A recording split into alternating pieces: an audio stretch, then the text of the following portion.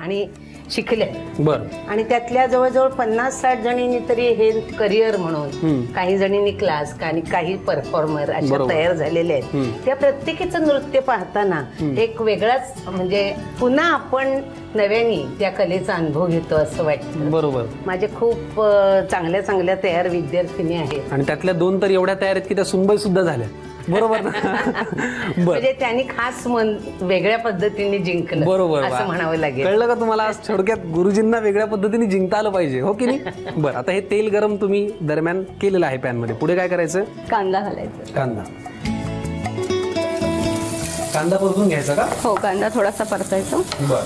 सुरुवातीचं हे जे मशरूम आहे ते आपण बटर मध्ये परतून घेतले. हो. आणि आता आपण तेलामध्ये परत. हा, आता आपण तेलात. बरं. कांदा आपण तेलामध्ये परतून घेतला. पुढे काय करायचं? कॅप्सिकम. किती लागणार आहे? कॅप्सिकम पण 2 वाट्या. बरं. म्हणजे कांद्याचं आणि मिरचीचं प्रमाण सारखं सेम.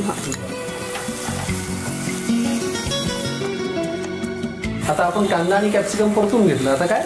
आता पनीरचे काप. बरं, घ्या.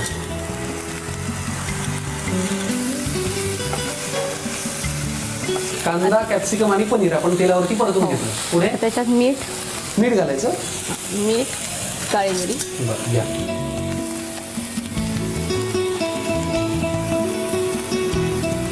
काळी मिरी पावडर आणि मीठ. त्याच्यात सॉसेस घालायचे.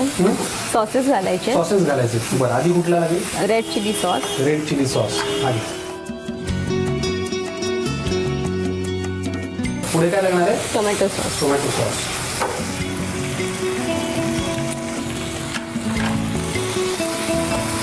रेड चिली सॉस आणि टोमॅटो सॉस आपण घातला. हो. पुढे काय लागणार आहे? आता शेजवान सॉस. Soya sauce.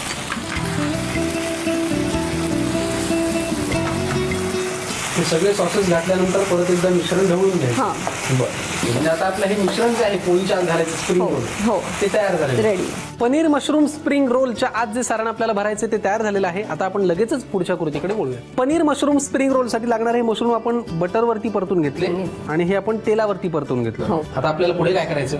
आता हे मशरूम ह्याच्यात मिक्स करायचं. बरं, ठीक. त्याला पाणी सुटेल म्हणून आधी मिक्स नाही केलं. बरं. वेगळं काढून ठेवलं ते. बरं.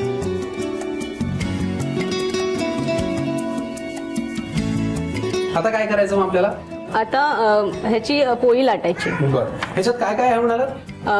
गव्हाचं पीठ 2 वाटी आणि मैदा 1 वाटी. बरं. असं नॉर्मल पीठ. ठीक.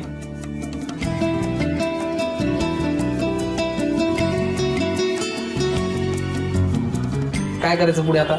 आता हे जे मिक्सचर आहे ते ह्याच्यात फिल करायचं. पोळीवरती पसरवायचं. पसरवायचं नाही, एका साईडलाच टाकायचं ते. तर रोल करायचं आपल्याला पोळी. ह्याच्यावरती थोडासा मस्टर्ड सॉस घालायचा.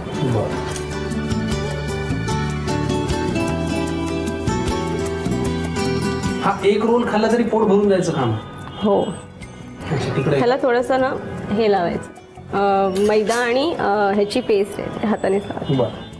ते चिकटावं म्हणून. हा, चिकटावं म्हणून पॅक करून घ्यायचं सगळीकडे. बरं. हे मिश्रण काय? मैदा आणि पाणी. आता रोल तयार आहे. आपण फ्राय करायचं. डीप फ्राय करायचं ना? येस. Very good. चला, पनीर मशरूम स्प्रिंग रोल आपला तयार झालेला आहे. आता फक्त डीप फ्राय करायचा आहे आणि मग तो छान सजवायचा आहे आणि मग खायचा आहे. चला आपण लगेचच वळूया डीप फ्राय करायच्या कृतीकडे. पनीर मशरूम स्प्रिंग रोल अंतिम टप्प्यात आहे. आता आपल्याला फक्त डीप फ्राय करायचं आहे आणि मग नंतर मग गार्निश करायचं. बरं, घ्या. आधी डीप फ्राय करूया. किती वेळ लागतो याला डीप फ्राय व्हायला? साधारण 2 मिनिटं.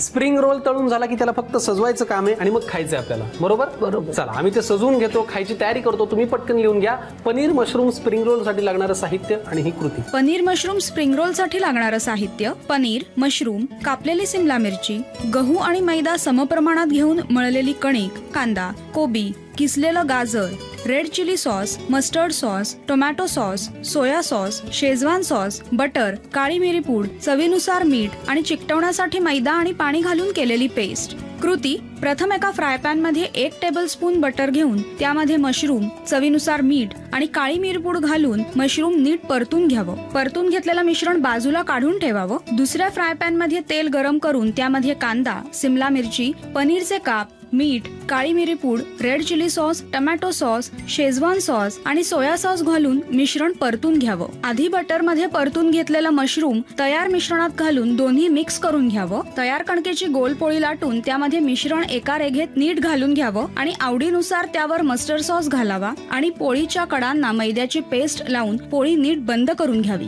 कढईमध्ये तेल घेऊन तयार रोल डीप फ्राय करावा आणि आवडीनुसार रोल कापून घ्यावा. सजावट करून डिश सर्व्ह करावी.